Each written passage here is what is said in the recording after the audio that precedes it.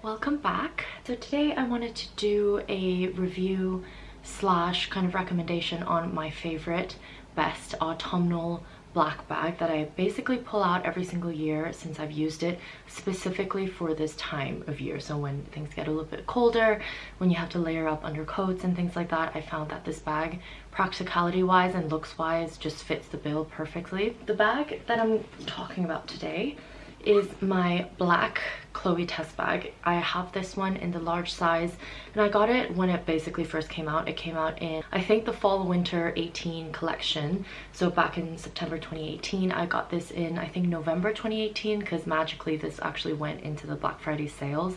So I actually didn't even think about it for that long, but I just bought it anyway because I just knew that I was really going to love it. It's a bit against, you know, my whole rationale behind buying bags, but I feel that because I already have the Chloe Drew bag, which is quite a bit smaller, but I had this already for a few years. At that point, I knew that in terms of the shape, the semicircle shape just fit really, really well in what I really like in a bag.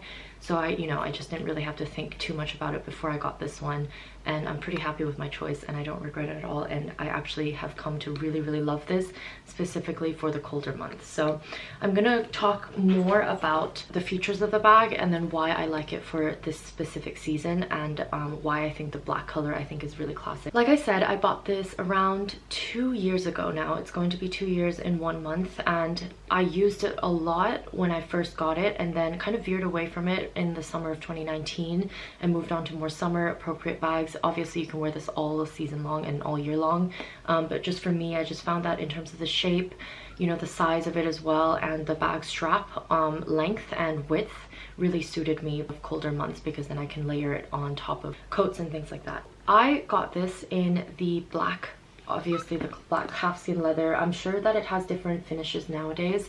I know that they have a mock croc version as well and like different kind of suedes, I think. But yeah, I just got this when it first came out, so it only had this option. It also has a suede lining, which I think all of the other bags nowadays also do have. And I got this in the large size during Black Friday, like I said, but I think it retails for around £13.95. So quite substantial, but I think for a bag this size, it's actually quite reasonable. So in terms of feature, as you know, this is a kind of a semicircle rounded shape bag, which I just really love. Bags this size, I feel like if it was a bit longer, like a rectangular shape, it would actually look a little bit odd on me, just because I think because most of my weight, for example, also sits on the lower half of my body. I just feel like that really accentuates the wideness of it, but the circle kind of offsets the proportions a little bit better. So yes, I really love the semicircle shape of it. It also looks really cute. And there's a lot of hardware details that's really synonymous with the Chloe fashion house.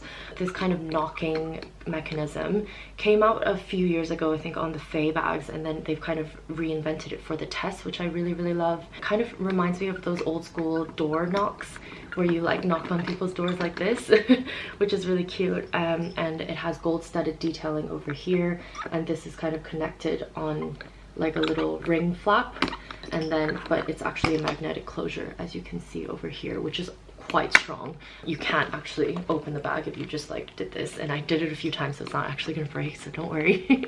And then what I do love also is that really classic Chloe fashion is that they have a silver and gold mixed metal hardware, which I think is really easy to match, especially if you, even if you veer more towards gold tone or silver toned hardware.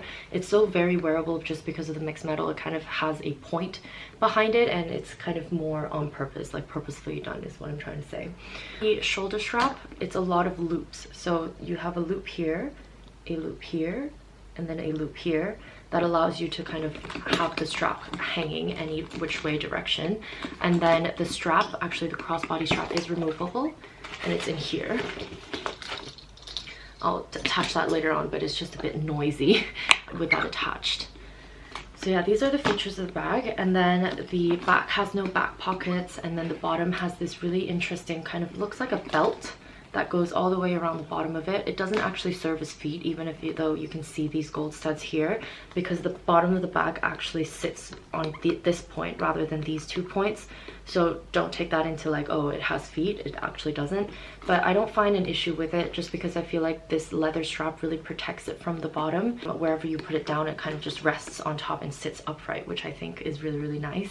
And then the inside of the bag is quite simple, but it has some added details that I really do love. For example, this front flap right here. If you have the Gucci Dionysus, you will know that this kind of front flap is a little bit useless, but it's actually really good for receipts and things like that if you want to reach in quickly and find your things, for example, because the bottom flap right here, the back flap here, is actually quite useless. It's not even really a pocket. I think it's just a little leather slab that's been sewn on to put maybe your authenticity card in. But yeah, other than that, it's just one big pocket. I do have some things in here, so I really learned to clean out my bags before I do this. But yeah, it's just one pocket here, and it's lined in a kind of a beigey taupey cotton lining, so it's actually quite lightweight on the inside, and it's really easy to clean as well because of the cotton fabric. The body weight of the bag, I would say, isn't very heavy, but there is some substantial weight to it. Obviously it's an all leather bag, and there's also heavy kind of metal detailing hardware in the front as well.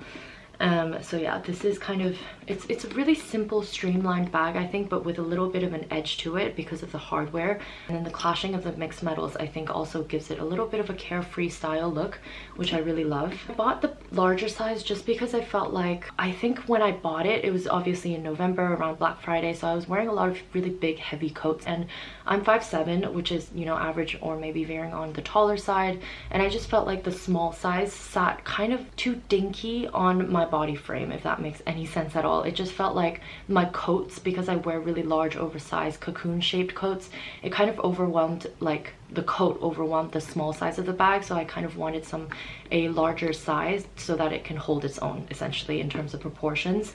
So the wear and tear, as I mentioned, I've had it for about 2 years now, and you would think that the calf leather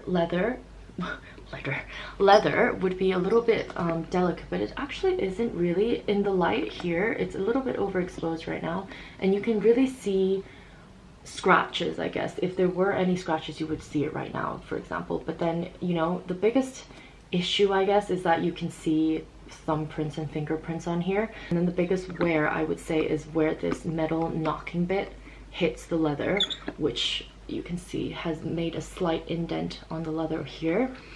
For me, it really doesn't bother me because you know what you're getting into when you buy a leather bag with heavy hardware, for example. You just know that there will have wear and tear on the leather bits. Nothing can prevent that. Even a super high quality or the top of the line kind of leather handbag, you'll still have this kind of natural wear and tear. So to me, it really doesn't bother me at all. I would say that maybe the bottom of the bag has caved in a little bit, but not substantial whatsoever. And to be very honest with you, I can't really remember what it was like when I first got it and if it was puffed out a little bit or not. So if you're worried about that, maybe go into the store and kind of have a look at different bags and see if this feature will bother you. But it doesn't to me, and it actually sits really, really nicely, like flush against my body. The flap also doesn't have any creasing, which I'm very surprised about, because as a flat bag, you know, when you open it, this part will crease. I'm trying to hide behind the camera so it doesn't focus on my face. So yeah, this actually doesn't have any creasing that's dramatic or substantial at all. For example, the Chanel Classic flaps, if you can see the vintage ones, there is usually creasing at the back. I'm sure this will happen eventually, but it hasn't happened yet after 2 years of use, which I'm very, very happy about. The inside lining also is completely immaculate. It doesn't collect dirt at all. It's not very, you know, it's pretty worry-free, I have to say. Like, the only kind of grime or dirt that I can see, I'm not sure if you can even see that, is in the very, very, very bottom, inside the seams. And, you know, if you're a better carer for your bags than I am, that wouldn't be an issue at all. And then in terms of details, I guess, you can see that the authenticity kind of flap is in here. And it says a bunch of numbers that makes no sense to me. And yeah, and then the back flap says Chloe made in Italy on this side over here. So yeah, wear and tear wise, completely amazing. The gold plating on the magnet parts have faded a little bit, so you can see the silver or the brass underneath it, which doesn't bother me. You know, again, two metal hardware points of conflict, friction, over time, you know, that will happen. It will it just doesn't bother me. But yeah, definitely if that is something that bothers you, this bag does have a lot of substantial hardware, so maybe keep that in mind. However, I do have to say, I think that their metalwork has improved since the times of the Drew, for example, because I'm just going to show you really quickly for comparison. My Chloe Drew also has a lot of metal hardware, and you can see over here it has chipped a little bit, and then in here is where it has substantial wear. You can see that a lot of it has worn off, and then, you know, the scratch marks and then the little indents over here where the two magnets actually come in. That is also pretty obvious, but on the Tess it's completely fine, and I just think maybe they've put on maybe a thicker coat or some protectant on the hardware, because, you know, I haven't really suffered any of these symptoms on the hardware as I did on the Tess. Let me attach the crossbody strap. To do so, it's really easy. It's just in another hoop. So like the theme of the Tess basically is rounded shapes. You know, you have the round shape of the bag, round shape of the hardware, round shape of this, so everything looks really symmetrical and kind of calculated, which to me just satisfies me. If you watch my Loewe puzzle bag kind of first impressions, these things really matter to me. And then when everything is kind of streamlined and purposefully put in a bag, it just, every time I use it, I'm just like, ooh. It just makes me happy. I don't know if I can explain it well. So yeah, this is the strap with on, and then you can see that there are three kind of substantial lengths over here. So there are three adjustments on the strap, and they are quite far apart, which is nice. You know, a lot of different bags have like hoops everywhere, but then it's such minute little differences, it actually doesn't do much. But I really love the kind of strap length on this. As again, for reference, I'm 5'7", now it's on the longest length, so it's kind of sitting at my hip area, and then on the shortest length it's more of kind of like a higher crossbody length on my shoulder. And then in terms of the details of the strap, there's no branding or anything on the straps or on the metal hardware, for example, except for the Chloe that is over here. A lot of other bag brands, for example, they'll have like some branding over here, like in the clasps and things like that. That's not the case for Chloe at all, but you know, it doesn't really bother me. I think there's enough branding already on the bag anyway, so I'm very happy with it. So on to the reasons why I think this is an amazing autumn winter bag. I just think in terms of shape, I guess in the wintertime, I think you'll see a lot of long linear lines. So your coat is obviously going to be either hip length or calf length or ankle length. So those are all really long kind of lines, if that makes sense. And then, you know, chunky boots or weatherproof, things like that. So everything's quite straight and linear and parallel. So I think adding a little bit of a rounded shape to soften the whole outfit look just really works for me. Anything that's more organic, if you will, I think just offsets the whole kind of linear outfit shape during the winter times and just adds a little bit of quirk and fun to it. And as I said, especially during the winter times, I really like to wear oversized coats, for example, cocoon shaped coats, coats with kind of defined shoulders or raglan sleeves, for example. And I just think with a larger round shaped bag, it just again offsets everything a little bit more and kind of just ties the knot a little bit and finishes the outfit in a more organic way. Another thing that I love about it being an autumn bag is the thicker and longer bag straps. I think this is quite a trend lately. I think a lot of bags nowadays have thicker straps, but I think it just sits amazingly across the body, like here, for example. So, ooh, my shirt is so crinkled, I'm sorry. For example, if you're wearing a large coat, usually like a thin strap, again, it will drown within the huge fabric, just the amount of fabric that you have on the coat. But the thick strap kind of holds its own a little bit more, especially during the winter times. And then it also kind of makes more of a statement as well when you have a thicker bag strap just kind of across your body and then a bag like this to finish it off. It's just really easy as well. The calf leather, for example, as I demonstrated earlier, I haven't been careful with this bag, unfortunately. Like after a while I just forget that it's a designer bag. I know it's horrible of me to say, but I just use it a lot, and you know, I'm not really careful with it. I don't really have long nails, if this is an indicator for you at all. Like I just don't have long nails. I have quite brittle nails, so it's not really an issue for me to scratch the bag. But obviously when you're outside, people might accidentally bump into you, you might ding it or walk into walls or something, for example, and that might be an issue. But it hasn't shown any kind of delicate leather signs or wear to the bag at all, which I think is also really appropriate for the winter time, especially when you're trying to run around in the London rainy weather. This has fared really well in rainy seasons as well. The suede isn't delicate in that sense, just because there's just so little of it that it's quite insignificant in proportion to how the bag looks overall, so that I just don't worry about it too much in terms of wear and tear for the suede. Obviously, if you are worried about it, a suede protector would be, I think, excellent for it. You just spray a little bit over here and then scrub it off if you'd like. Versatility of the bag as well is also a huge added bonus for me.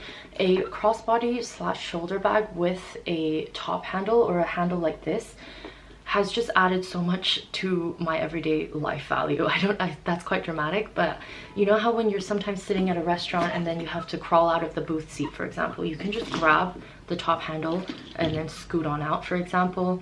Or if you're at the supermarket and you have like a grocery bag as well on your arm, you can just kind of sling it over here and not really worry about it either. So I think usability wise, it's basically proved itself to be such a versatile and usable everyday bag for things that will happen usually during the winter time, like you're trying to faff about with an umbrella, you're trying to do, you know, this and that with like both of your hands. This bag just fares really well in all weather conditions, to be honest.